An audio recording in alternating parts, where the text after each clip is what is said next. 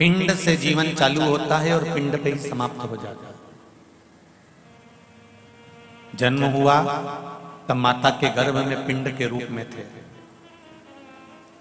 और जब मर गए प्राण छूट गए। प्राण छूटने के बाद में फिर अंतिम समय में घर के बच्चे दान करते हैं तो वो पिंड दान ही करते हैं। पिंड करके पिंड छुड़ा लेते हैं तुमसे।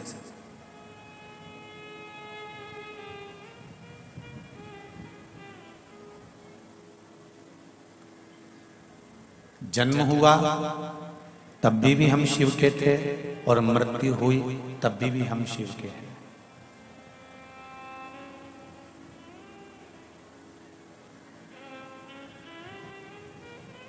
राम में, मेरे कृष्ण में, मेरे राघव जी में, मेरे नारायण में, भगवान विष्णु में, भगवान ब्रह्मा में, 33 कोटि देवताओं में कोई भेद नहीं है। गूंज रहा है आवाज, देखो। 33 कोटि देवताओं में कोई भेद नहीं है।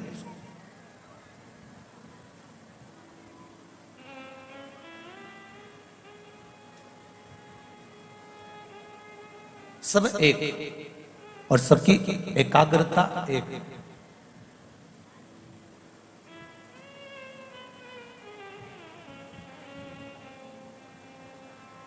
लक्ष्मी जी की आरती करोगे तो लक्ष्मी जी की आरती में केवल लक्ष्मी जी का गुणगान है। भगवान विष्णु की आरती करेंगे तो उसमें भगवान विष्णु का गुणगान है। दत्त भगवान की आरती करेंगे तो उसमें दत्त भगवान का गुणगान है। बृहस्पति महाराज की आरती करेंगे तो उसमें बृहस्पति भगवान का गुणगान है। गणेश जी की आरती करेंगे तो उसमें गणेश जी का गुणगान है। राम जी की आरती करेंगे तो उसमें राम जी का गुणगान है। भगवान कृष्ण की आरती करेंगे तो उसमें भगवान कृष्ण का गुणगान है। देवी जी की आरती करेंगे तो उसमें देवी का गुणगान है। संतोषी माता की आरती करेंगे तो उसमें संतोषी माता का गुणगान है। केवल एक देवाधिदेव महादेव की आरती ही केवल ऐसी है जिसमें तीनों देवताओं का गुणगान शुरू से लेकर आखिर तक गाया गया। ब्रह्मा विष्णु सदाशिव जानत अविवेका, भोले जानत अविवेका, प्रणवाक्षर के मध्य ओम अक्षर के मध्य यह तीनों ओम जय शिव ओम।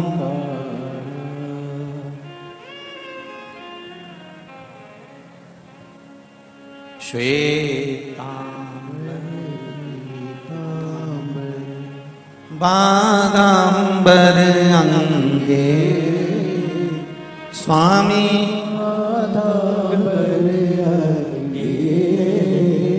अब श्वेत वस्त्र ब्रह्मा जी धारण कर रहे हैं, पीले वस्त्र भगवान विष्णु पहन रहे हैं, और बागंबर वस्त्र मेरे देवाधिदेव महादेव पहन रहे हैं।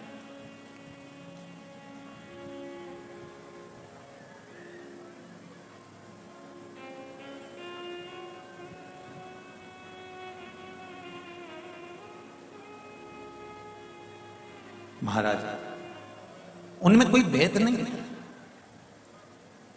हम तो एक बात आप लोगों से कहना चाहेंगे कि आप प्रतिदिन घर में अगर आरती गाते हो और शंकर जी की आरती अगर आप गा रहे हो या शिव जी की आरती आप कर रहे हो, तो एक देवता की आरती नहीं 33 कोटि देवता की आरती एक साथ हो जाती है। महाराज मात्र शिव की आराधना कर लेने पर, शंकर की आरती का गुणगान कर लेने पर, शिव का स्मरण कर लेने पर 33 कोटि देवताओं की आरती पूर्ण हो जाती है।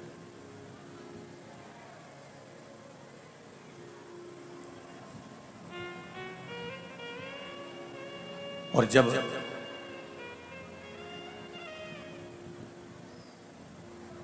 तो शिव महापुराण की कथा भी तो वही एक भाव प्रकट कर रही है कि एक साधे सब सधे।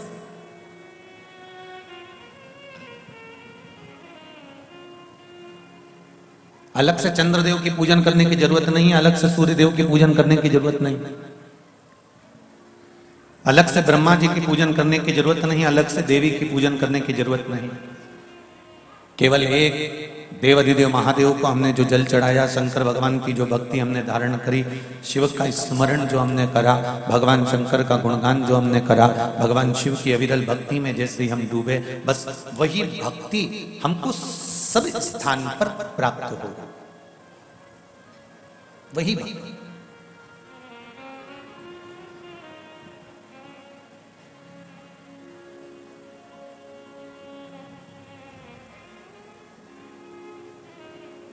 किसी ने प्रश्न किया था कि गुरुदेव वो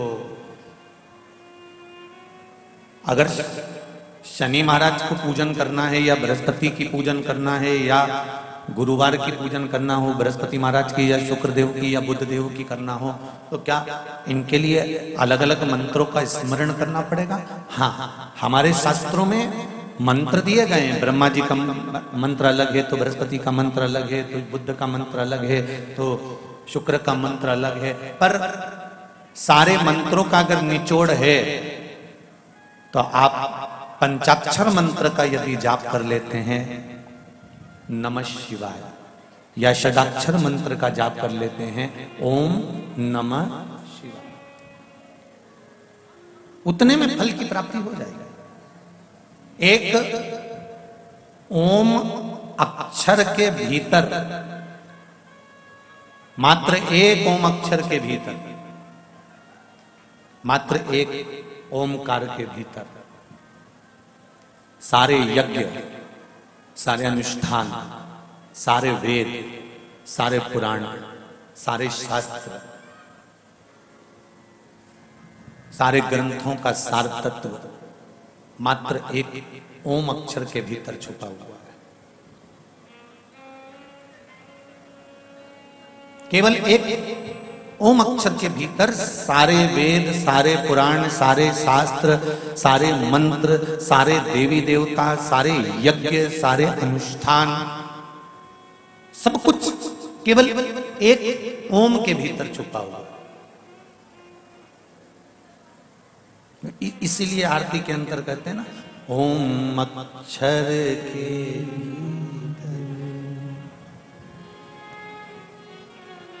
महाराज, ये सब उसके अंदर समाये हुए। अभी नवग्रह शिव महापुराण की कथा चल रही है। जब ये नवग्रह शिव पुराण की कथा पूर्ण हो जाएगी 31 तारीख को, फिर 3 तारीख से मध्य प्रदेश के सागर जिले में, सागर में केसरवानी परिवार द्वारा शिव महापुराण की कथा प्रारंभ होगी, जो 2 बजे से 5 बजे तक आएगी। वो ओम शिव महापुराण की कथा हो, जिसमें हम ओम कब प्रकट हुआ, ओम कैसे प्रकट हुआ, ओम का उच्चारण आरती करते समय ओम का स्मरण क्यों करा जाता है, देवता की जब आरती करी जाती है तो ओम क्यों बनाया जाता है, जब किसी पवित्र नदी में स्नान करा जाता है तो जल जब अपने मस्तक पर चढ़ता है तो ओम क्यों बोला जाता है, जब किसी तीर्थ में हम प्रवेश करते हैं तो पांव रखते समय ओम का नाद क्यों करते हैं, शंकर मंदिर में जब हम जल चढ़ाते हैं तो पंचाक्षर मंत्र है नमः शिवाय, तो षडाक्षर मंत्र ओम नमः शिवाय क्यों बोला जाता है, जब भगवान कृष्ण का मंत्र बोलते हैं ओम नमो भगवते वासुदेवाय, तो भगवान कृष्ण के मंत्र में ओम का नाद क्यों किया जाता है, देवी के मंत्र में ओम का नाद क्यों किया जाता है, ब्रह्मा के मंत्र में ओम का नाद क्यों किया जाता है। ये ओम आया कहां से? सबसे पहला ओमनाद करा किसने था? सबसे पहले ओम को प्रकट किसने करा था? जब कुछ भी नहीं था तब ये ओम क्या कर रहा था? तो उस ओम को जानने के लिए हमको सागर में जो कथा होने वाली है, इस कथा के बाद में 3 तारीख से दोपहर 2 से 5 बजे तक आप सब बड़े प्रेम से उसको श्रवण कर सकते हैं। मध्य प्रदेश के सागर जिले, वहां जो आने वाले भक्त हैं उनके रुकने के लिए पंडाल में व्यवस्था रहेगी और भोजन की व्यवस्था केसरवानी परिवार द्वारा रहेगी। वहां के भक्तों को शिव आराधना में शंकर की अविरल भक्ति में।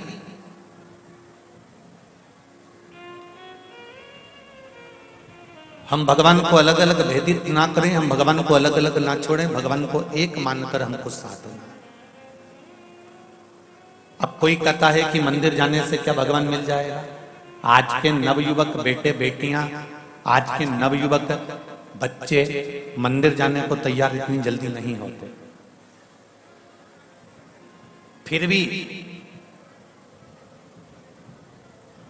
मैं एक धन्यवाद आज की नवयुवक टीम को देना चाहूंगा, नवयुवक बहुओं को, बेटियों को और बेटों को देना चाहूंगा, छोटे छोटे बच्चों को देना चाहूंगा कि जब से शिव महापुराण की कथा प्रारंभ हुई है, बुजुर्ग भले मंदिर जाना बंद कर दे पर नवयुवक बच्चे जरूर मंदिर जा रहे हैं। उसके लिए मेरा धन्यवाद है बच्चों, उसके लिए मेरा बारंबार धन्यवाद है आप सबको, बारंबार धन्यवाद।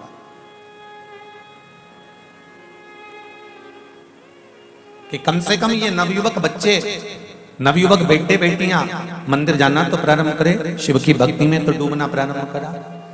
पर आज भी कई बच्चे ऐसे हैं जिनको कहा जाता है कि मंदिर जाओ तो वो मंदिर नहीं जाते। उनसे कहा जाए कि शिव को जल चढ़ाओ, नहीं जाते। वो कहते हैं पर नहीं करते। पर मेरा निवेदन है, अगर माता पिता भूल से भी एक बार भी अगर शंकर की भक्ति में बच्चों को लेकर जा रहे हैं, बच्चों को भूलवश भी अगर शिव आराधना में लगा रहे हैं, तो ये निश्चितता है कि आप अपने बच्चों के मार्ग को प्रशस्त कर रहे हो, उन्नति की है, ये निश्चितता।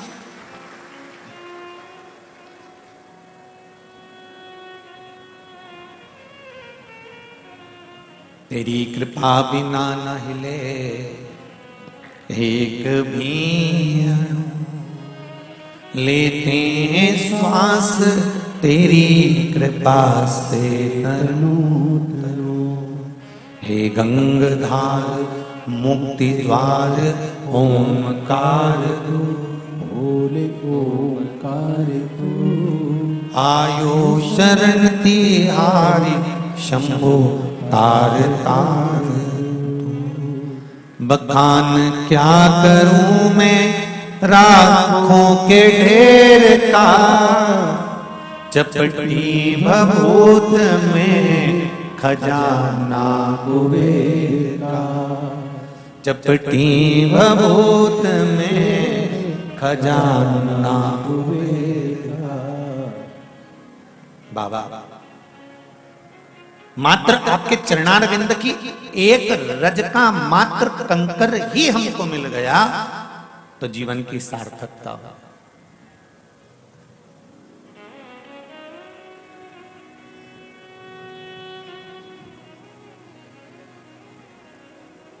जीवन की सार्थकता।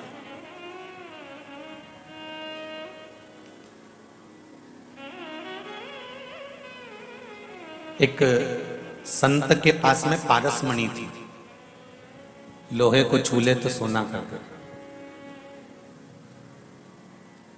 किसी को मालूम पड़ गया चोर को कि संत के पास में पारसमणि है। संत के पास में वो चोर सेवक बनकर आ गया और उसने सेवा करना चालू कर दिया। सेवा करते करते करते करते करते समय बीत गया। चोर उस पारसमणि को ढूंढने में लग गया कि कहीं पारसमणि मिल जाए।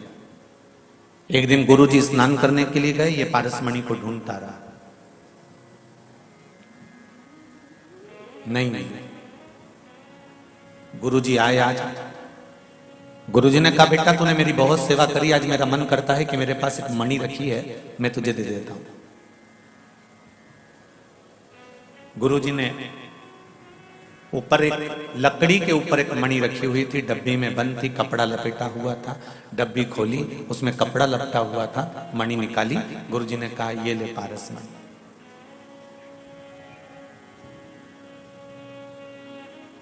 चेले ने कहा गुरुजी बेवकूफ बनाने के लिए मैं ही मिला हूं आपको, सारी दुनिया का मूर्ख मैं ही हूं।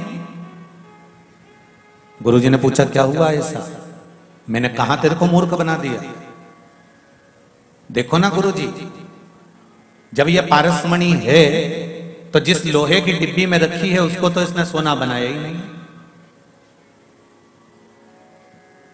अगर ये पारसमणि होती तो लोहे को सोना बना देती ना। गुरुजी ने कहा बेटा ये कपड़े में लपटी हुई है ना, इसलिए सोना नहीं बना पा रही। तो क्या गुरुजी कपड़ा हटने के बाद सोना बन जाता है? हाँ, शिव महापुराण की कथा कहती है, गुरुजी ने कहा जैसे ये पारसमणि है, कपड़ा लपटा हुआ है इसलिए लोहे को सोना नहीं बना सकती, उसी तरह काम, लोभ, विषय, वासना, अहंकार और तृष्णा का जब तक ये कपड़ा इस आत्मा पर लपटा रहेगा तब तक ये भी शिव की नहीं हो सकती। ये भी पारसमणि कोई काम कर ही नहीं सकती। कल कथा में कहा था कि कनेक्शन तो सब दूर फैला कर रखा है पर प्लग में जुड़ा नहीं है, तो लाइट कैसे जलेगी, कैसे साउंड चलेगा, कैसे जनरेटर चलेगा, कैसे कैमरा चलेगा? कनेक्शन प्लग में जोड़ना पड़ेगा, स्विच में जोड़ना पड़ेगा, तब जाकर ये लाइट जलेगी। उसी तरह डोरी तो फैली है, तुम भी भगवान का भजन कर रहे हो, स्मरण कर रहे हो, कीर्तन कर रहे हो, मंत्र जाप कर रहे हो, नाम जाप कर रहे हो, सब कुछ कर रहे हो, पर वो जुड़े तो उसमें।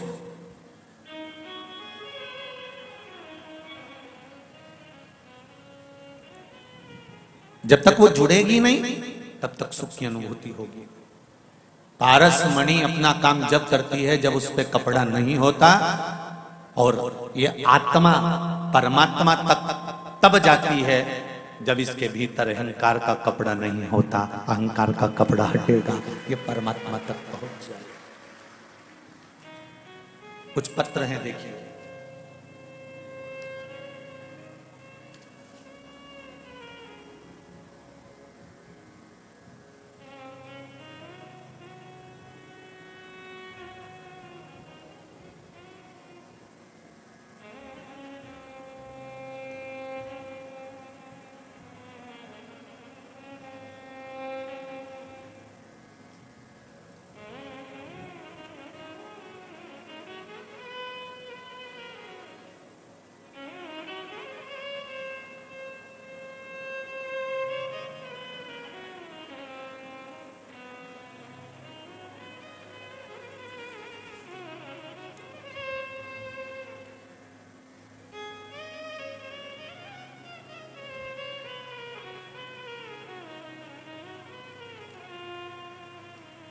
मैं संजय, क्या लिखा है, गोरमबाग, अहमदपुर जिला लातूर से आया हूं। आप ही हैं? दोनों हाथ हिला दो एक बार। हर हर महादेव। मैं जिला लातूर से, तहसील अहमदपुर, लातूर महाराष्ट्र से आया हूं। कथा की महिमा बताऊं गुरुजी, मेरा 16 जून 2021 को घर में चोरी हो गई थी। घर में से कम 1 किलो सोना चोर लेकर चले गए थे। चोरी की कंप्लेंट भी दर्ज कराई गई। परिवार भी पूरा परेशान हो गया, रिश्तेदार भी नहीं आए, सबने छोड़ दिया। चोरी के 1 महीने बाद दिन में बहुत परेशानी में था, अलग अलग विचार मन में आ रहे थे। उनको मेरे दोस्त की माताजी दुकान पर आई और फिर जानकारी दी। मेरी परिस्थिति को देखकर, सुनकर मेरी दोस्त की माताजी ने कहा कि श्री शिवाय नमस्तुभ्यम मंत्र का जाप कर और बाबा तेरे सब दुख हर लेगा। दोस्त की माताजी शिव पुराण कथा प्रतिदिन सुनती हैं आपकी, और जो व्यासपीठ से भी जो उपाय बताते हो उन्होंने मुझे बताया, मैंने करा। गुरुजी मैं क्या बताऊं, बाबा की महिमा। मेरा व्यापार भी धीरे धीरे अच्छा चलने लगा और चोरों का पता चल गया और पैसा भी प्राप्त होगा। ये शिव कृपा।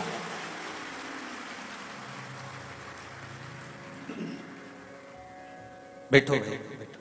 हर हर महादेव। शिव की उदारता किसको कहते हैं?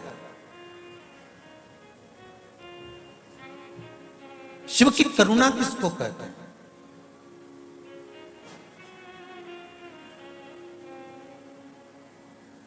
एक बात फिर कहूंगा, तार दिल से जोड़ना, बिछा कर मत रखना कि मैं मंदिर तक जाता हूं, मैं व्रत करता हूं, मैं उपवास करता हूं, मैं साधना करता हूं। एक दोस्त की मां आकर बताकर चली जाती है कि श्री शिवाय नमस्तुभ्यम मंत्र का जाप कर ले, और वो सियोर वाला महाराज चिल्ला चिल्ला कर टीवी पर कथा में शंकर के कुछ उपाय जो शिव महापुराण के, स्कंद पुराण के, पद्म पुराण के, अग्नि पुराण के, नर्मदा पुराण के, लिंग पुराण के, ब्रह्म पुराण के, ब्रह्मवेत्ता पुराण के, सारे पुराणों में से कुछ कुछ छाट कर बोल देता है, वो थोड़ा सा उपाय कर लो, जीवन की सार्थकता बन सकती है। एक पत्र और है बड़ा सुंदर, इसको भी ध्यान दीजिए।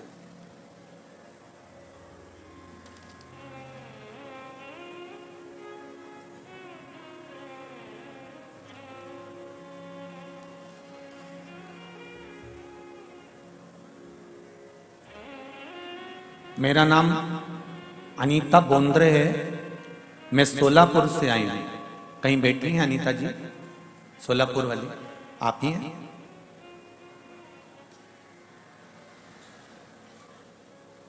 माइक पहुंच सकता है अनीता जी तक? भेजिए।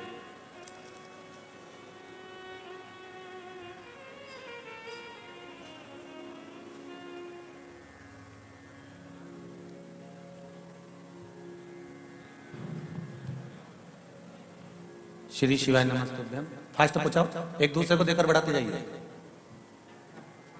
हाँ, एक दूसरे को देते जाओ।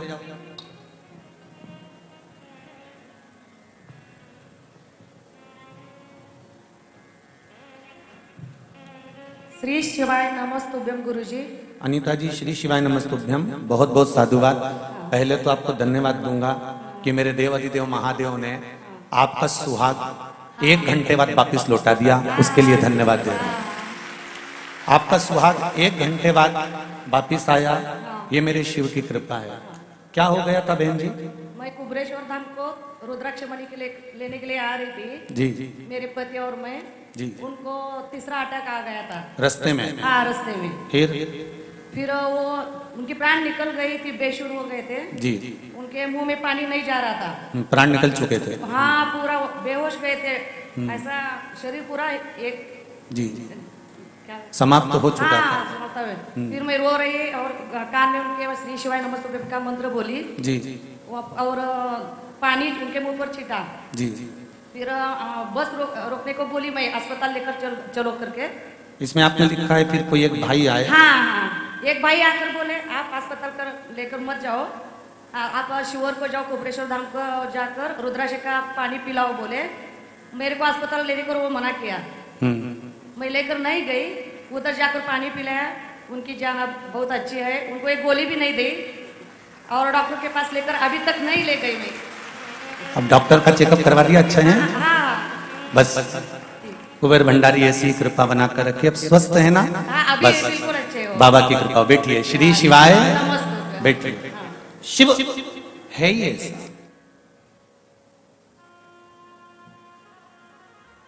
एक अंश भी हम अगर शंकर का भजन करें, मात्र कुछ पल का।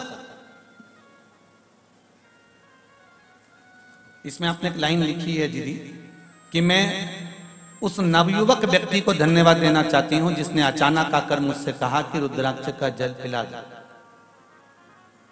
वो व्यक्ति कोई दूसरा नहीं आया होगा। अटैक आने के बाद लोग डॉक्टर का पता बताते हैं और तुझे रुद्राक्ष का लेने के लिए कुबेरेश्वर भेज दिया। अगर किसी को हार्ट अटैक आता है तो लोग कहते हैं हॉस्पिटल ले जाओ। इतना तो सब समझदार होते हैं, जरा जरा सा बच्चा भी कहता जल्दी करो हॉस्पिटल ले जाओ। पर वो नवयुवक व्यक्ति अगर तुमसे कह रहा है कि कुबेरेश्वर ले जाओ, तो वो नवयुवक व्यक्ति कोई दूसरा नहीं था। तेरे रुदन पर और तेरे मंत्र पर, श्री शिवाय नमस्तुभ्यम पर मेरा देवाधिदेव महादेव तेरे पास में खड़ा हुआ था, कोई दूसरा नहीं हो सकता।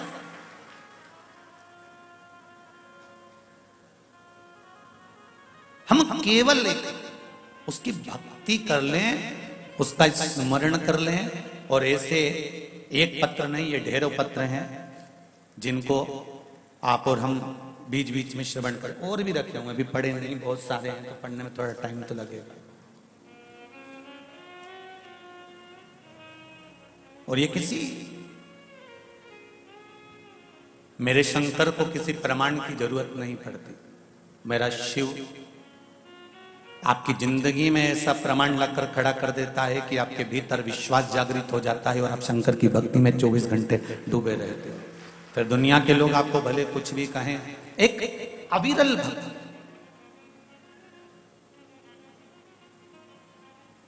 और वो सहजता से नहीं मिलती है। पारस मणि के ऊपर कपड़ा पड़ा रहेगा तो पारस मणि लोहे को सोना नहीं बना सकती। आपके भीतर यदि अहंकार का कपड़ा पड़ा रहेगा, लोभ का, काम का, आसक्ति का, तृष्णा का, वासना का कपड़ा चढ़ा रहेगा, तो आप कितने भी शंकर के मंदिर चले जाओ और कितने भी तीर्थ चले जाओ, मेरे परमात्मा की कृपा नहीं मिल सकती। विश्वास सब पर करो, मना नहीं है। कल कथा में कहा था, जिस पर कर सकते हो उस पर विश्वास करो, पर भरोसे एक देव अधिदेव महादेव के ही रहना कि उसके सिवा कोई तार भी नहीं सकता। जब मेरे राम जी महाराज सीता जी को ढूंढने के लिए निकले और पता पड़ा कि लंका पर चढ़ाई करना है, तो मेरे राघव जी ने कोई दूसरा कर्म नहीं करा। सबसे पहले लंका पर चढ़ाई करने से पहले, सेतु बांधने से पहले रामेश्वर धाम की स्थापना करी। सबसे पहले उन्होंने भगवान शंकर की आराधना करी, क्योंकि मेरे राघव जी को मालूम था कि जिस लंकाधिपति रावण के पास जा रहा हूं, जिस लंकेश को मैं जीतने के लिए जा रहा हूं, ये लंकेश कोई साधारण नहीं है, शंकर का भक्त है। और शंकर के भक्त को अगर हराना है तो शंकर की करुणा होगी, तब जाकर किसी शंकर के भक्त पर उंगली उठा पाऊंगा। इसलिए स्वयं पहले शिव की आराधना करते हैं। भगवान कृष्ण की 16,108 रानियां थी,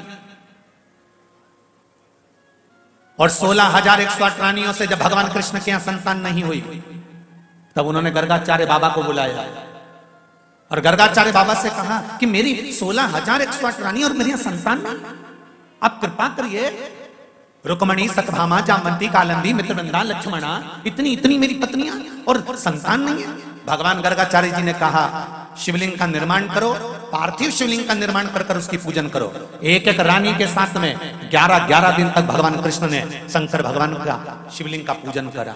शंकर भगवान प्रसन्न हो गए, वर दिया, खड़े हो गए और कहा, कृष्ण ठाकुर, आप मेरा अभिषेक क्यों कर रहे हो, क्यों पार्थिव शिवलिंग का निर्माण कर रहे हो? भगवान कृष्ण ने कहा, मेरी एक एक रानी जिनके घर में संतान नहीं है, 16,108 रानियां जिनके घर में औलाद नहीं। भगवान शंकर ने कहा, चिंता मत करो, 11 दिन तक तुमने एक रानी के साथ बैठकर मेरी आराधना करी है, एक रानी से 11-11 संतान उत्पन्न होगी। 1,77,186 भगवान कृष्ण के बच्चे हुए शिव जी की कृपा से।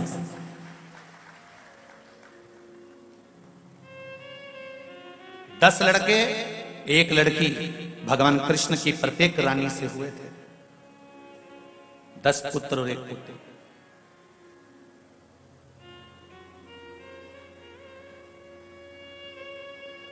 शिव आराधना के बिना कहां जा सकते हो साहब? चंद्र को काया का रोग हो गया, रोग पड़ा, बिलक पड़ा, कौन संभालेगा, कौन बताएगा, कौन क्या करेगा? तब देवऋषि नारद ने कहा, तुझे काया का रोग हो गया है, ये रोग कोई मिटा नहीं सकता। अकाल मृत्यु वो मरे जो काम करे, चंडाल का और काल उसका क्या बिगाड़े, जो भक्त हो महा काल का। तो शंकर जी की आराधना कर। शिव की आराधना में सोम डूब गए, शिव की आराधना में चंद्र डूब गए, और भगवान ने ऐसी कृपा करी कि जमाई को श्राप दिया था दक्ष प्रजापति ने। चंद्रदेव दक्ष प्रजापति के जमाई थे और शंकर भगवान भी दक्ष प्रजापति के जमाई थे।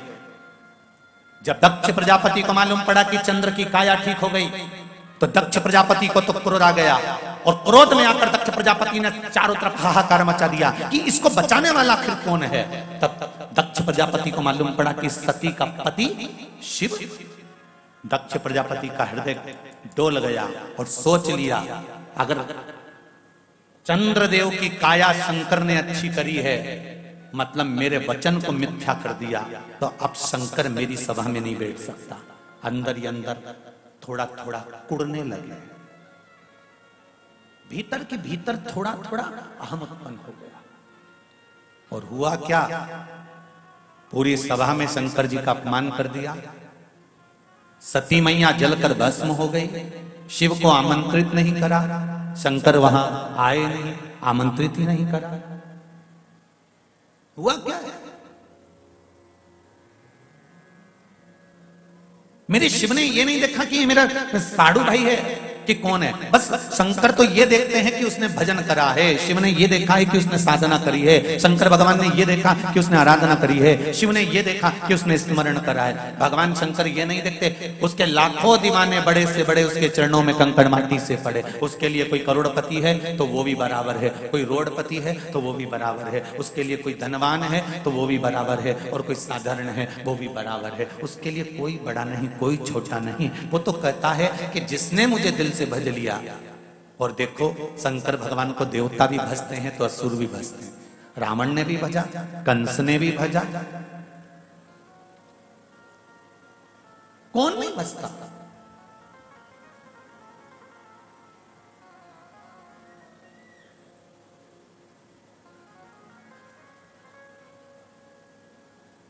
इसके बाद भी दुनिया के लोगों को मालूम है कि शिव है, शंकर है जो साध लेगा। इसके बाद भी दुनिया के लोग यहां वहां भटके कि हम वहां चले जाएंगे तो कुछ चमत्कार हो जाएगा या कोई घुमा के कुछ दे देगा। उसके बाद भी अगर दुनिया के लोग भरमाए तो दुनिया की विवेक बुद्धि बेकार। शिव के पास में ना तो कोई तंत्र है, शिव के पास में ना कोई मंत्र है, शिव के पास में ना कोई खटर पटर है, शिव के पास में ना कोई दिखावा है। सारे मंदिरों में जाकर देखना भगवान एक से बढ़कर एक पोशाक पहने होंगे, सारे मंदिरों में जाकर देखना देवताओं ने एक से बढ़कर एक आभूषण पहने होंगे। शंकर जी के मंदिर में जाकर देखना भोलेनाथ ऐसे ही बैठे होंगे। तुम्हारी मर्जी पड़े लोटा भरकर लाओ, एक लोटा पानी चढ़ाओ और चढ़ा के अपने घर चले जाओ। मेरे पास फालतू बैठो मती, समय बर्बाद करो मती, राम नाम तुम भी गाओ और मुझे भी गाने दो। भगवान शंकर एकदम सरल सहज आनंद।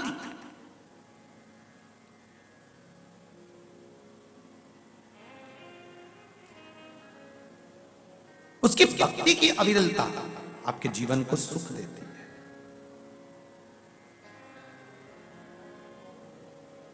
कुरुक्षेत्र के मैदान में पांडव युद्ध लड़ने वाले हैं और भगवान कृष्ण पांडवों से क्या कह रहे हैं कि कुरुक्षेत्र की भूमि में तुम युद्ध लड़ोगे, कुरुक्षेत्र की भूमि में तुम युद्ध कर रहे हो, यह कोई साधारण भूमि है?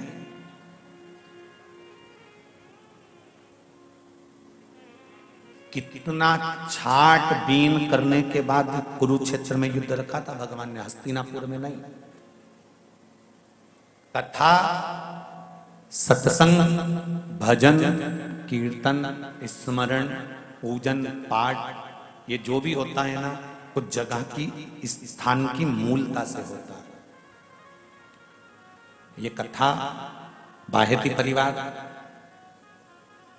किसी दूसरे गार्डन में भी करा सकता था, दूसरे लॉन में भी करा सकता था, पर ये सूर्या इस भवन में अगर कथा हो रही है तो इसमें बाहेती परिवार का तो भगवान की कृपा से भाव है, पर साथ में हो सकता है कि इस भवन में, इस भूमि पर भी कभी जिंदगी में भगवान शंकर की कृपा हुई होगी, इसलिए शिव कृपा बिना नहीं हो सकता, शंकर की करुणा बिना नहीं हो सकता।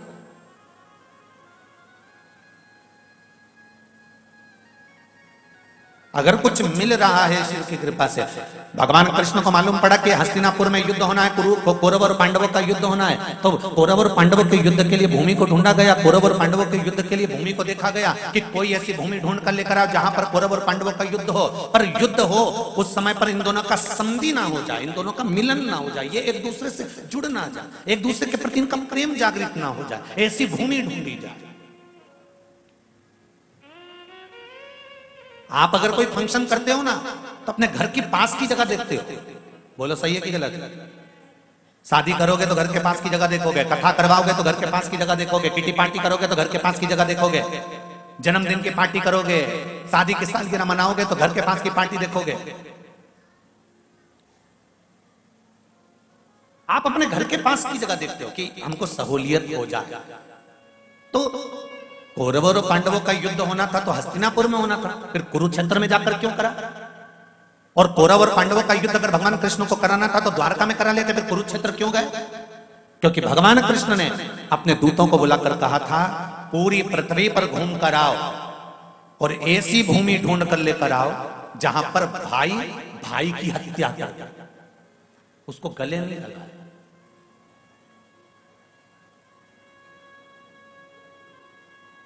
पूरी पृथ्वी पर घूमो और ऐसी भूमि ढूंढना जहां भाई भाई की हत्या कर दे। सारे दूत भगवान कृष्ण के सारे गण गए, पार्षद गए देख कर आए, द्वारपाल गए देख कर आए, पर ऐसी भूमि नहीं मिली।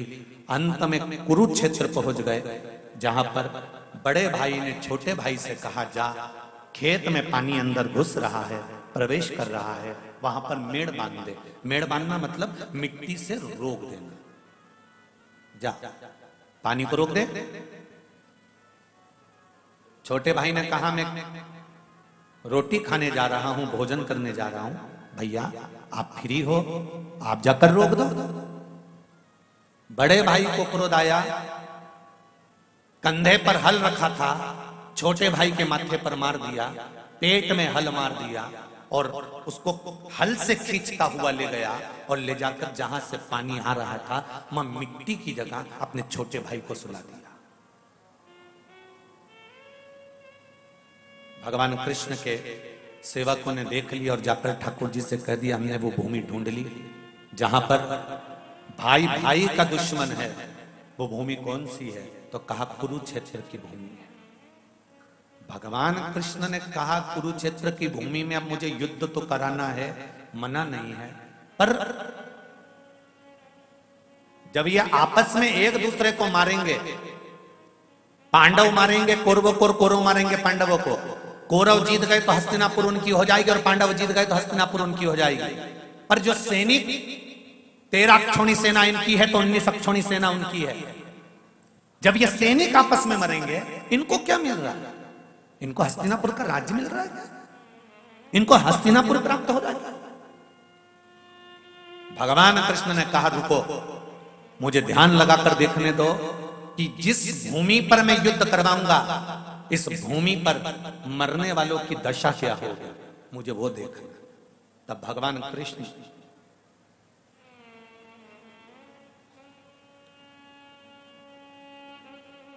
एक स्थान पर पार्थिव शिवलिंग का निर्माण कर लिए कुरुक्षेत्र की, जिस भूमि का नाम है स्थानेश्वर महादेव। कुरुक्षेत्र कौन कौन गया है? जो गए हो कुरुक्षेत्र गए हैं? तो स्थानेश्वर महादेव कुरुक्षेत्र में ब्रह्म सरोवर से 3 किलोमीटर की दूरी पर है स्थानेश्वर महादेव, कुरुक्षेत्र की भूमि, जहां पर जिसका वर्णन वायु पुराण में, वामन पुराण में, नर्मदा पुराण में, स्कंद पुराण में, स्थाणु तीर्थ का वर्णन। कौन से तीर्थ का? स्थाणु तीर्थ, जहां भगवान कृष्ण ने पार्थिव शिवलिंग का निर्माण करा और उसकी पूजन करी और पूजन कर कर ध्यान में मग्न हो गए। शंकर भगवान वहां प्रकट हो गए, प्रकट हुए और पूछा, क्या बात है कृष्ण, क्या हुआ? भगवान कृष्ण कहते हैं, प्रभु बस ये चाहता हूं कि जिनके प्राण यहां छूटेंगे उनको वैकुंठ मिलेगा कि नहीं मिलेगा। शंकर भगवान ने कहा, चिंता मत करो कृष्ण, ये कुरुक्षेत्र की भूमि राजा कुरु की है। राजा कुरु ने जब तप करा था मेरा, तब मुझसे वर मांगा था कि जिस भूमि पर मेरा राज्य हो, उस भूमि पर अगर कोई भूल से भी प्राण त्यागे तो उसको वैकुंठ मिले, ऐसा वर दे दीजिए। और मैंने उसको वर दिया। केवल पूरी दुनिया में केवल एक कुरुक्षेत्र की भूमि ऐसी है कि प्राण छूटते से ही भगवान विष्णु के पार्षद उसको लेने के लिए आ जाते हैं, कुरुक्षेत्र की तरह। क्यों? कौरव जीतेंगे तो हस्तिनापुर मिलेगी, पांडव जीतेंगे तो हस्तिनापुर मिलेगी, पर ये युद्ध के मैदान में, जो ये युद्ध के मैदान में जब ये सैनिक मरेंगे तो इनको क्या मिलेगा? शंकर भगवान ने कहा, चिंता मत करो। और सुनो कृष्ण, तुमने मेरी आराधना कर कर मुझे यहां विराजमान करा है, मैं स्थानेश्वर महादेव के रूप में यहां पर विराजमान होऊंगा। मेरी गंगा की धार दिन के मध्याह्न में एक कुंड में जाकर गिरेगी। उस कुंड में जिस समय पर मेरी धार दिन के मध्याह्न में गिरेगी, उस समय पर जितने भी मृत्यु लोक में पवित्र नदियां और तीर्थ हैं, दोपहर के मध्याह्न में सारे तीर्थ यहां आकर बस जाएंगे। प्रतिदिन दोपहर के 12 बजे भगवान स्थानेश्वर महादेव जो कुरुक्षेत्र की पावन धरा पर है,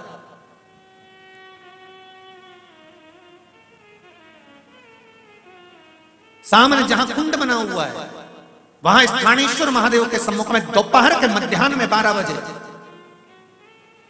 33 कोटि देवता सारे तीर्थों के साथ आकर बस जाते हैं।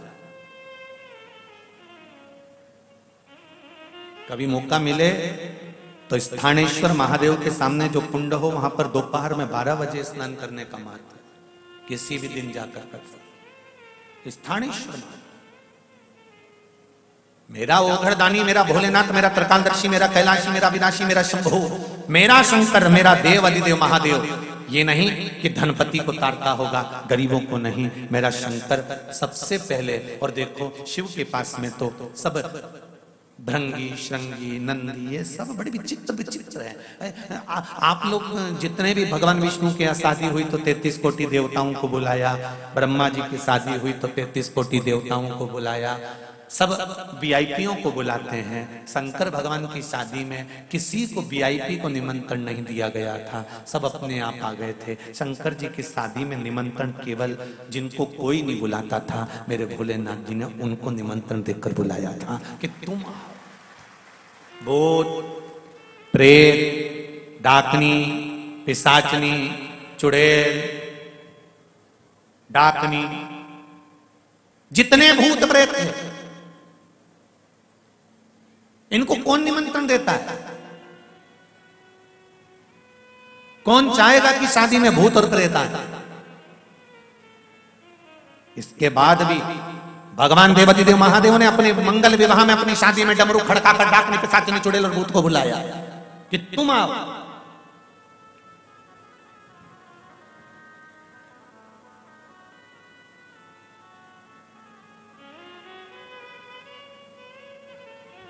जब भोजन बच जाता है शादी का, तब गरीबों में बांटा जाता है। जब भोजन बच जाता है शादी का, तब कहीं अनाथों को बांटा जाता है। जब भोजन बच जाता है शादी का, तब किसी अनाथालय में, किसी आश्रम में जाकर बांटा जाता है। जब भोजन बच जाता है शादी का, तब किसी भिक्षुक के पास जाकर बांटा जाता है। शंकर भगवान ने मन में सोचा, आखिरी में भोजन जाना वहीं पर है, इसलिए आमंत्रण उन्हीं को दिया जाए जो प्रेम से पा सकते हैं।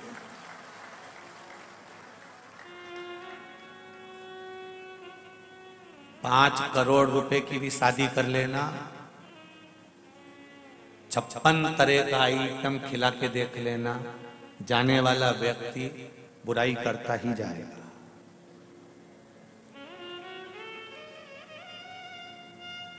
नहीं करोगे तो भी बुराई करेगा, और करोगे बोलो तो भी बुराई करेगा। बहुत पैसे वाला व्यक्ति, बहुत करोड़पति व्यक्ति अपने लड़के की शादी में अगर 1 रुपया खर्च ना करे, अपनी बेटी की शादी में ठन्नी खर्च ना करे, तो दुनिया के लोग कह देंगे अरे कितना है, कहीं छाती पे बांध के मरेगा, किसी को नहीं खिलाया। और अगर करोड़पति व्यक्ति अपने बेटे की शादी में, बेटी की शादी में खूब खर्चा करे, तो भी लोग कह देंगे खूब आराम का आ रहा है, खूब आ रहा है, अब तो लुटाएगा कैसे, एक ही तो औलाद है, नहीं लुटाएगा तो क्या करेगा। जो बादाम का हलवा खाकर जा रहे हैं, काजू कतली खा के जा रहे हैं, खूब प्रेम से आओ जी करके खा के जा रहे हैं, वो भी जाने के बाद तुम्हारी तारीफ नहीं करने वाले। पर किसी भूखे को एक बार बिठाकर प्रेम से, दिल से एक निवाला खिलाकर देखना, जिंदगी भर याद रखेगा, जिंदगी भर नहीं भूलेगा वो।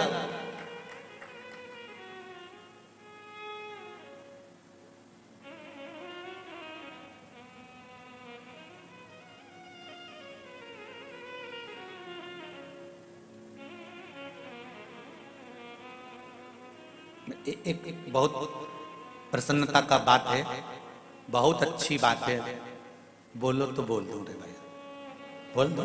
बहुत दिल को अच्छी लगी है इसलिए कहना चाहता हूं। हैदराबाद में हम पहले जब आए थे तो यहाँ के वृद्धाश्रमों में भी गए थे और वहां जाकर देखा था तो बहुत सारे वृद्ध लोग वहां रह रहे थे। पर अब की बार जब वृद्धाश्रम की सूचनाएं हमने प्राप्त करी तो सूचना मिली कि जितने वृद्ध थे उन लोगों को उनके बच्चे लेकर चले गए, थोड़े से बचे। बहुत बहुत धन्यवाद मेरे नवयुवक बेटे और बेटियों को, और बहुओं को और बच्चों को। दिल से बधाइयां देता हूं आपको, दिल से आशीर्वाद और दिल से बधाइयां देता हूं कि वृद्धाश्रम में अब बूढ़े कम हो गए हैं, उसके लिए आपको धन्यवाद है, बहुत बहुत धन्यवाद। जहां वृद्धाश्रम में ढेर बुजुर्ग हो गए थे, वहां बच्चों को, बहुओं को, बेटियों को, मेरे बेटों को अब यह भान हो गया कि हमारा भी बुढ़ापा आएगा, हमारी औलाद भी अगर हमको ले जाकर वृद्धाश्रम में छोड़ेगी तब हमारी क्या दशा होगी। आज आपने सेवा के प्रकल्प को आगे बढ़ाया है, इसलिए मेरा हैदराबाद की इस पावन धरा को नमन करता हूं, भाग्यनगर को प्रणाम करता हूं कि कहीं खुशी हुई है, हृदय को अच्छा लगा। अच्छा लगता है तो बोलने में जाता पीछे कुछ नहीं।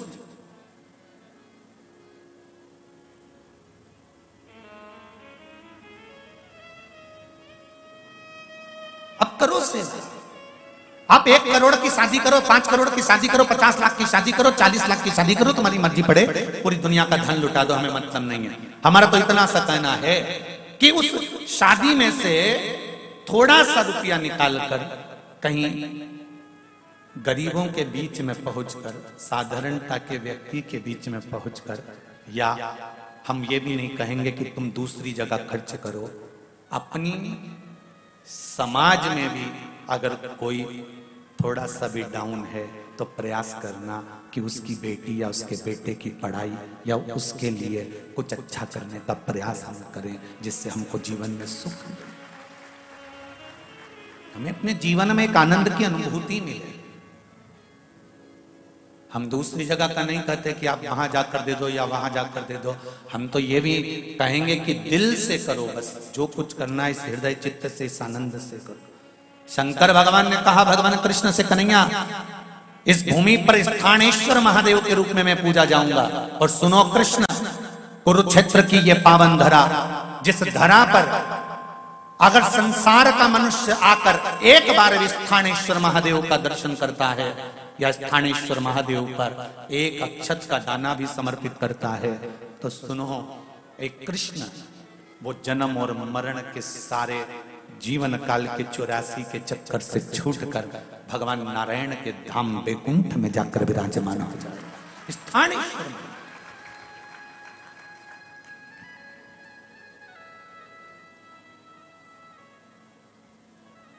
सहज नहीं, शिव भक्ति सरल नहीं है। शंकर भगवान की भक्ति बड़ी मुश्किल से प्राप्त होती। और जी एक बार अगर भगवान शंकर की भक्ति आपके हृदय में स्फुटित हो गई, एक बार शंकर की भक्ति तुम्हारे हृदय में पहुंच गई, जितने आस्था चैनल पर सुन रहे हैं, जितने फेसबुक यूट्यूब पर सुन रहे हैं, जितने इस पावन पंडाल में सुन रहे हैं और पंडाल के बाहर सुन रहे हैं, पंडाल के पीछे नीचे जहां बैठकर श्रवण कर रहे हैं, उन सबसे कहूंगा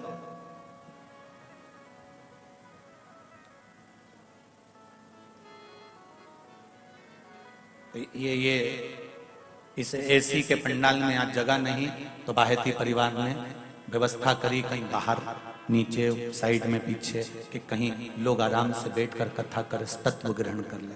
कल बाहेती जी कह रहे थे, गुरुजी हमें तो लग रहा था कथा हैदराबाद शहर से 10-12 किलोमीटर दूर है, तो भक्त लोग हो सकता है कि कम मात्रा में पहुंचे, पर मालूम क्या था कि सुबह 10 बजे से ही पंडाल पूरा भर गया था। गुरुदेव ये भक्ति है, आप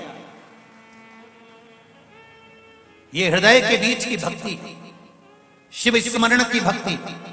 और फिर कहूंगा जितने लोग कथा श्रवण कर रहे हैं, तुम्हारा दान, तुम्हारा पुण्य, तुम्हारा भजन, तुम्हारा स्मरण, तुम्हारा कीर्तन, जो तुम दान दे रहे हो, जो तुम भजन कर रहे हो, जो तुम कीर्तन कर रहे हो, जो तुम शंकर भगवान पे एक लोटा जल चढ़ा रहे हो, जो तुम शिव महापुराण की कथा सुन रहे हो, तारीख, दिन, बार, समय सब लिख के रखना। और ये भी लिख के रखना कि तुम जब वहां से चली थी तो 10 रुपए का पेट्रोल डलवाया था कि 50 का डलवाया था कि ऑटो में 20 लगाए थे कि 100 लगाए थे।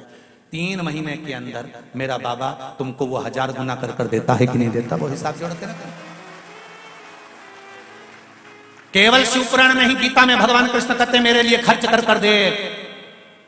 आगे आप बोल दो, तू मेरे लिए खर्च कर दे, तेरे लिए कुबेर का खजाना ना खोल दूं तो कहना, तू मेरे दरवाजे पर आकर दे, तेरे लिए वैकुंठ का मार्ग सुलभ ना कर दूं तो कहना, तू मेरा भजन कर दे, मैं तेरा स्मरण ना करूं तो कहना। स्वयं कृष्ण भी तो कह रहे हैं शिव के साथ।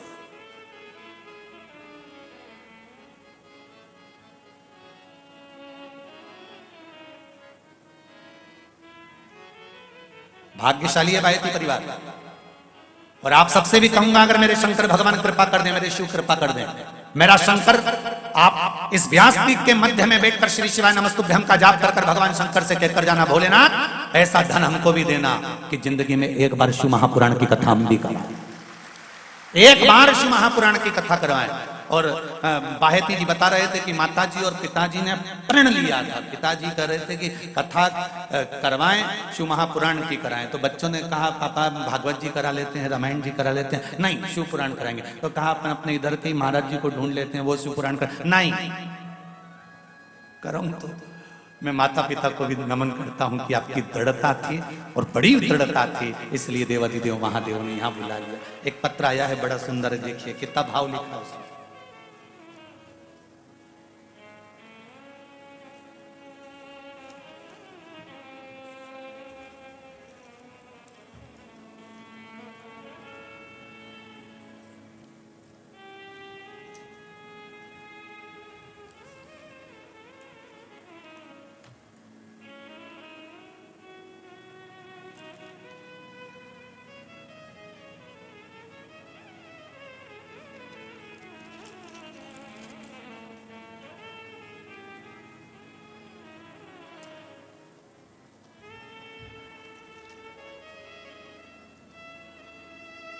गोविंद लाल जी, लीला देवी जी, मैसूर कर्नाटक।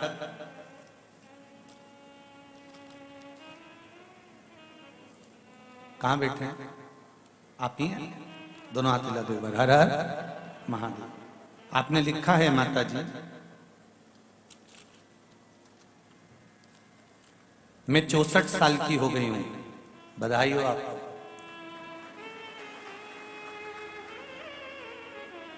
ऐसे ही मुस्कुराते रहिए, जिंदगी के हर पड़ाव पर आपकी प्रसन्नता और आपकी स्माइल ऐसी ही रहना चाहिए। चाहे कितने भी उम्र बढ़ती जाए, पर दिल अपना शिव से लगा होना चाहिए। मैं 64 साल की हो गई हूं। मैंने पहली बार सोमनाथ, द्वारका, नागेश्वर सब यात्राएं करी हैं। गुरुदेव ओमकारेश्वर होते हुए सीहोर रुद्राक्ष लेने आई थी। गणगौर के दिन थे, सीहोर में थे। मेरे पतिदेव को नींद नहीं आती थी और बीपी थी।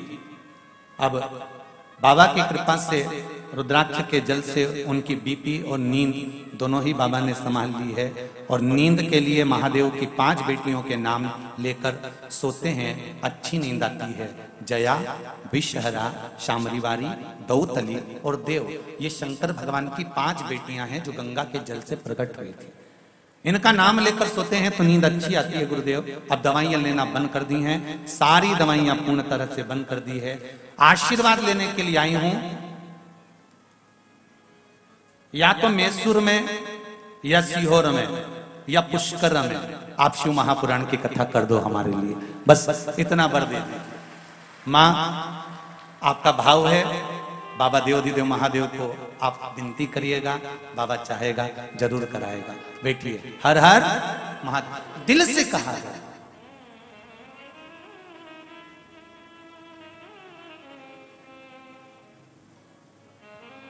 आप हृदय से उसको कहो तो सही, एक बार मन से उससे प्रार्थना करो तो।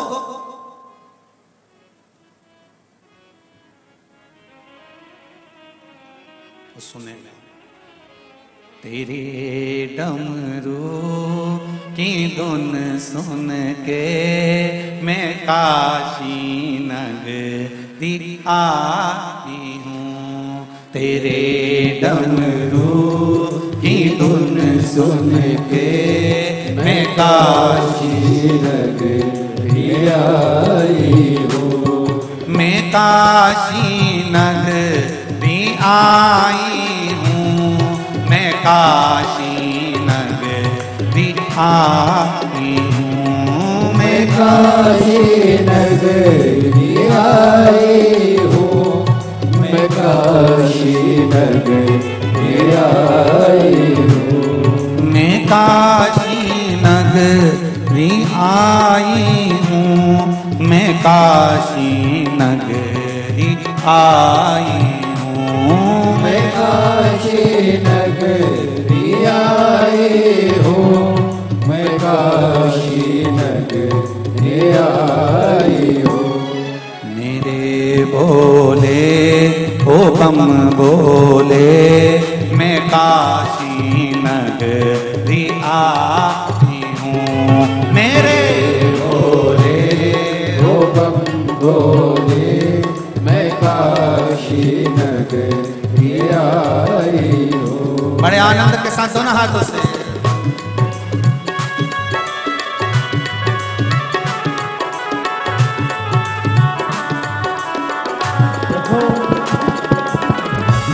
शंकर भगवान की जय। हर महादेव।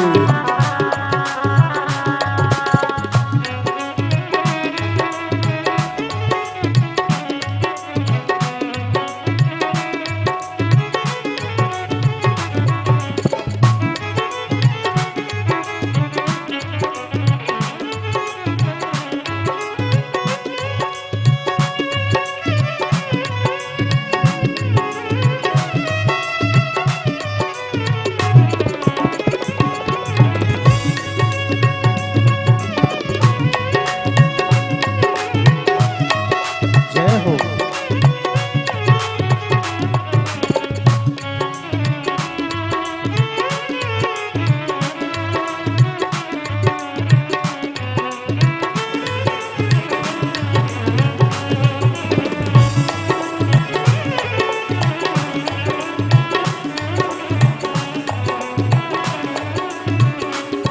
सुना है हमने ओ भोले तेरी काशी में गंगा है। सुना है हमने ओ भोले तेरी काशी में गंगा है। सुना है हमने ओ भोले तेरी काशी में गंगा है। सुना है हमने ओ भोले तेरी काशी में गंगा है। उसी गंगा को नहाने को मैं काशी नगरी आई हूँ। उसी गंगा को पाने को मैं काशी नगरी आई हूँ। मेरे बोले हो बम बोले मैं काशी नगरी आई हूँ। मेरे भोले ओ बम भोले मैं काशी नगरी आई हूँ। जय हो।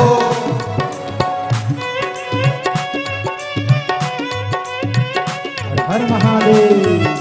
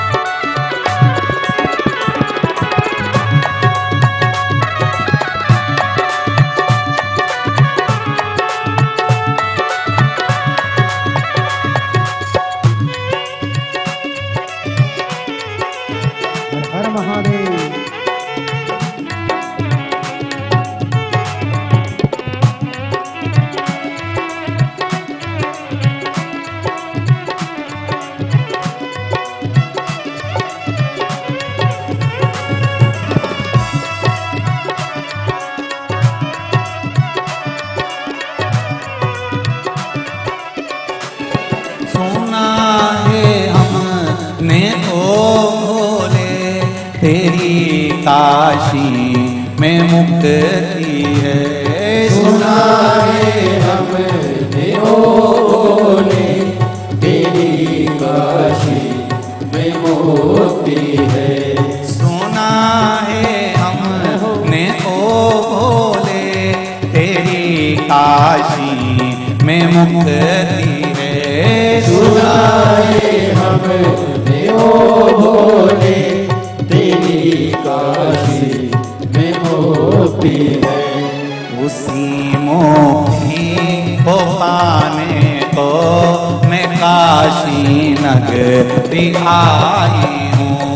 उसी मुक्ति को पाने को मैं काशी नगरी आई हूँ। मेरे बोले ओ बम बोले मैं काशी नगरी आई हूँ। मेरे बोले ओ बम बोले मैं काशी नगरी आई हूँ।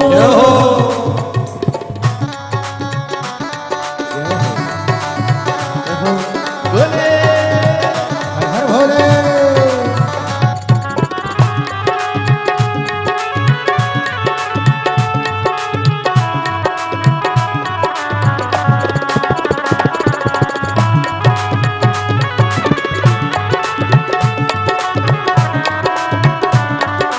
हरि हरि बोल।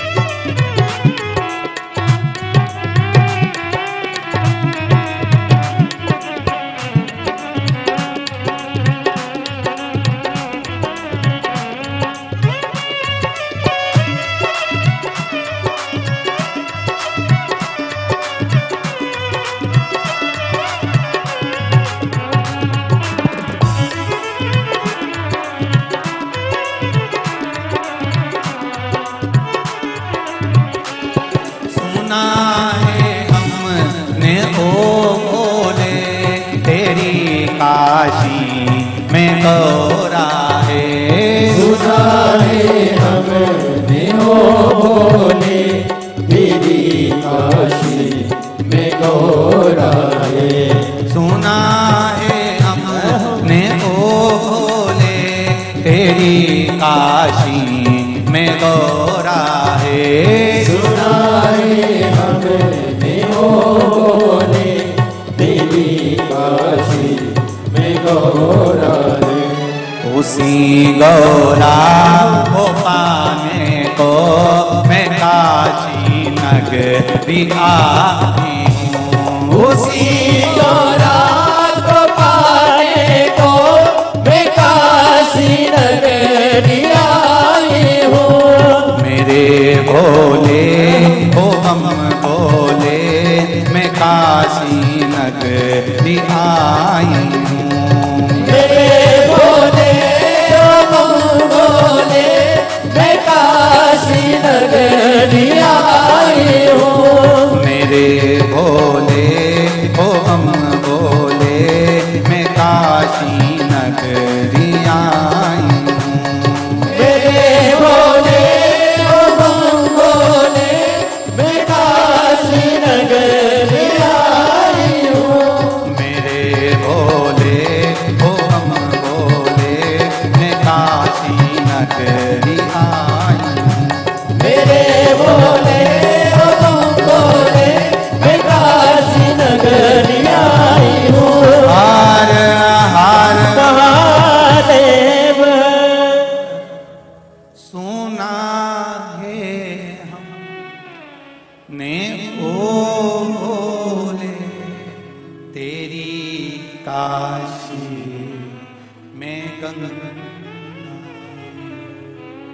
उसी गंगा को नहाने को मैं काशी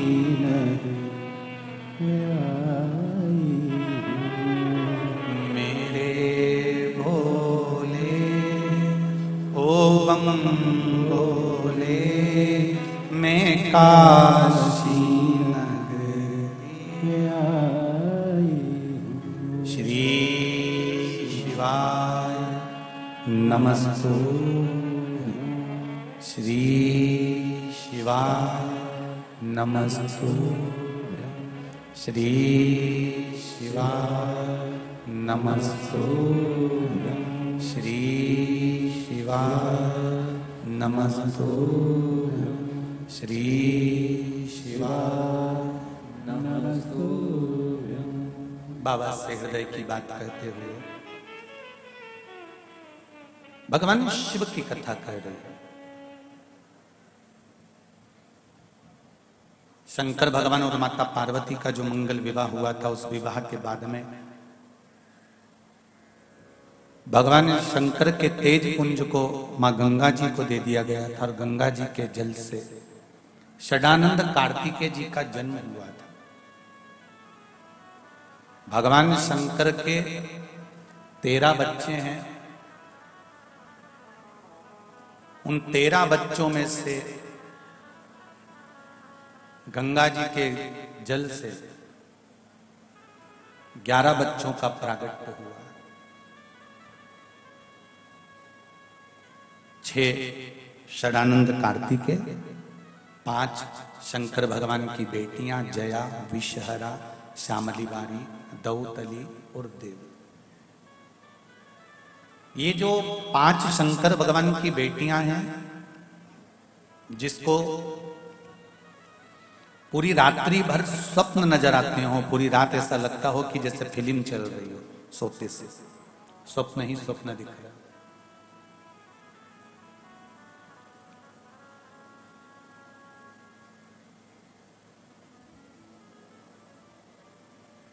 रात में चावल की कटोरी, एक बाटकी में कटोरी में थोड़ा सा चावल, कहीं पर भी कक्ष में जहां सोते हो उस भूमि पर कहीं पर भी रखकर, जया, साथ में बोलेंगे शिव जी की 5 बेटियों का नाम, जया, विषहरा, श्यामली बारी, दौतली, देव। ये 5 बेटियों का नाम लेकर शंकर भगवान की उस कटोरी का स्पर्श कर कर रात्रि को आराम से सोइए। फिर दूसरे दिन उस कटोरी के चावल को कहीं पक्षियों के लिए जया, विषहरा, श्यामली बारी और दौतली का नाम लेकर डाल दीजिए। थोड़ा सा चावल लेना, ज्यादा नहीं। महाराज स्वप्न में अगर पूरी फिल्म जैसा चरित्र चलता हो, रात भर एक सपना पूरा हुआ, दूसरा आ गया, दूसरा पूरा हुआ, तीसरा आ गया, तीसरा पूरा हुआ, चौथा आ गया, रात भर जो स्वप्न ही स्वप्न दिखते हैं, तो वो पूर्ण रात्रि के स्वप्न दिखना बंद हो जाएंगे। और नींद बाबा देवाधिदेव महादेव की कृपा से अवश्य आए। पर तार फैलाओ तो स्विच भी लगाना। बात ध्यान रखना, जरा दिल से करिए शिव की बात, मन से। दिखावे की भक्ति नहीं करिएगा शंकर भगवान की। भगवान शिव को दिखावा प्रिय नहीं है। कई बार ऐसी कथाएं सामने आकर प्रकट हो जाती है जहां पर दिखावा प्रिय नहीं। रावण ने, लंकाधिपति लंकेश ने, रावण ने 9 ग्रह देवताओं को बंदी बना लिया। चंद्र को, सूर्य को, बुध को, बृहस्पति को, राहु को, केतु को, मंगल को, सबको ले जाकर बंदी बना लिया, सारे ग्रहों को।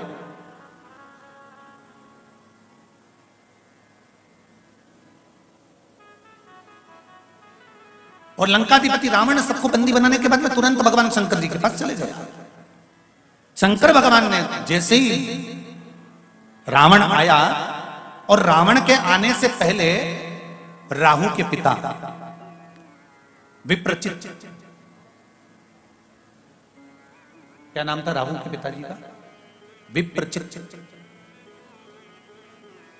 राहु के पिता विप्रचित जो दानव थे, असुर थे, राक्षस थे, पर दानव के घर में पैदा हो जाना या दानव के कुल में पैदा हो जाना या असुर कुल में पैदा हो जाना, पर मन तो भगवान में लगा हुआ था। जैसे प्रहलाद हिरण्याक्ष के घर में, हिरण्यकशिपु के घर में हुए, पर दिल तो भगवान में लगा हुआ था। तो ये थोड़ी ना कि प्रहलाद को भी असुर करेंगे। विप्रचित दानव था, असुर था, पर कभी उसने गलत काम नहीं किया। दानव जैसा कोई कर्म विप्रचित करता ही नहीं।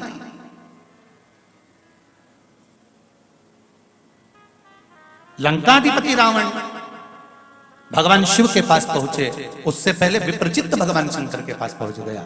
और विप्रचित्त ने जाकर क्या करा? शिव जी की भक्ति करना प्रारंभ करी। शिव की भक्ति का इसका जो तरीका था वो थोड़ा सा अलग था। सबके अपने अपने तरीके होते हैं भगवान को रिझाने के लिए, सबका अपना अपना एक मन होता है भगवान को रिझाने के लिए। कोई कोई के घर में भगवान की रोज ड्रेस बदली जाती है, रोज भगवान का श्रृंगार करा जाता है, रोज भगवान को स्नान कराया जाता है, रोज भगवान को नूतन नूतन वस्त्र पहनाए जाते हैं। और किसी किसी के घर में भगवान एक बार अगर कपड़े पहनकर बैठ गए तो दूसरी बार कोई उनसे पूछने ही नहीं जाता कि भगवान तुम कैसे। मंदिर भी छोटा सा और उसमें भी भगवान इतने सारे, देवी जी, देवता जी, पितर जी, ये जी, वो जी, और आओ जी और तुम भी बैठ जाओ जी। दो दो गणेश जी, राम जी, लड्डू गोपाल भी, दो तीन हो गए। बड़े बेटे की शादी में मिले थे, छोटे की मिले थे, सब इकट्ठे वहीं बैठे। फिर घूमने गई रामेश्वरम तो वहां से ले आई, फिर गई बद्रीनाथ तो उनके भी लिए आई, फिर जगन्नाथ जी गई तो उनके भी लिए आई। सब बैठते जा रहे हैं इकट्ठे। जगह छोटी, देवता बढ़ते जा रहे।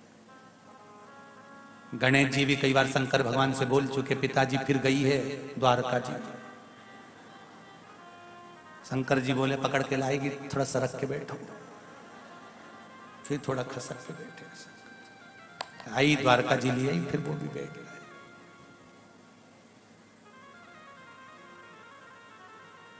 कभी तुम्हारे घर में जाके देवताओं की गिनती लगाना, और सवेरे से आई इतनी सी खड़ी शक्कर लाई, इतनी सी मिश्री शक्कर या लड्डू भी लाई तो इतना बड़ा।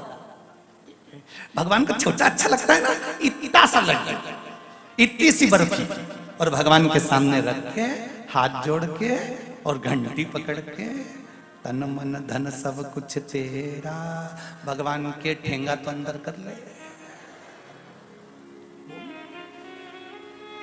थम अंदर तो करो।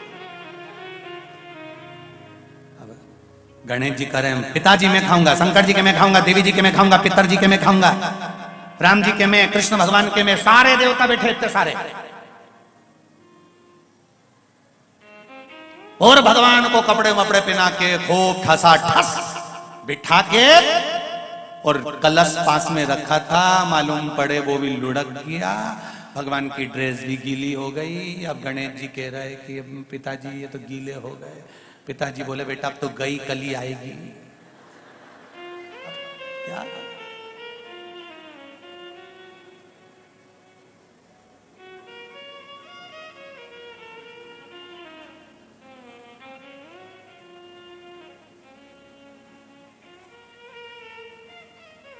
ए भाई, मंदिर घर में बनाओ मना नहीं है, मंदिर में भगवान बिठाओ मना नहीं है, पर जितने देवता उस मंदिर में बैठे हैं उसमें से किसी एक को दिल में बिठाओ, बहुत हो जाएगा। बहुत। हम भगवान तो बिठा दिए हैं मंदिर में, पर दिल में नहीं बिठा पा रहा। भगवान को दिल में बिठाना पड़ेगा। इसलिए शायद शंकर भगवान कहते हैं कि मुझे दिखावे से मतलब नहीं है, मेरे मंदिर में तो आना, एक लोटा पानी लेकर आना और डाल के जाना, और उसके बाद में बेलपत्री मेरे पास जो पड़ी हो उसी को उठा के धो के वापिस चढ़ा देना। तेरे से हाथ जोड़ के निवेदन है कि तू अपने घर से भी मत ला, तू तो मेरा ही मुझको दे दे, वो ही बोल, उतना ही तुम कर लो ना, उतना ही बोल। विप्रचित्त का नियम था, इसकी भक्ति थोड़ी सी अलग थी। विप्रचित्त कैसी भक्ति करता था?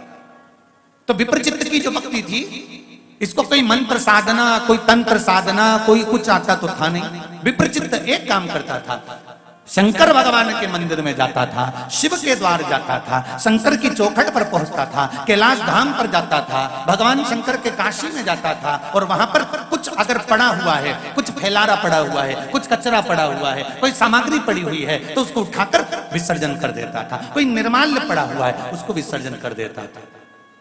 ध्यान दीजिएगा जरा, तुम्हारे घर में फूल माला जो इकट्ठी होती है, तुम्हारे घर में भगवान को पुष्प चढ़ाते हो, वो निर्माल्य जो एकत्रित होता है, उस एकत्रित निर्माल्य को घर का जो व्यक्ति विसर्जन करने जाता है, वो अपनी जिंदगी के सारे रोग और सारे दुख का भी विसर्जन कर कर आता है, केवल निर्माल्य विसर्जन नहीं करता। और घर के कई लोग ऐसे हैं जिनको आलसी आती है उस निर्माल्य को विसर्जन करने में। मम्मी बोलती है बेटा जाते जाते तालाब में थोड़ा सा डाल जाना, या कुएं में डाल जाना, या पानी में डाल देना, या पेड़ पौधे में डाल देना।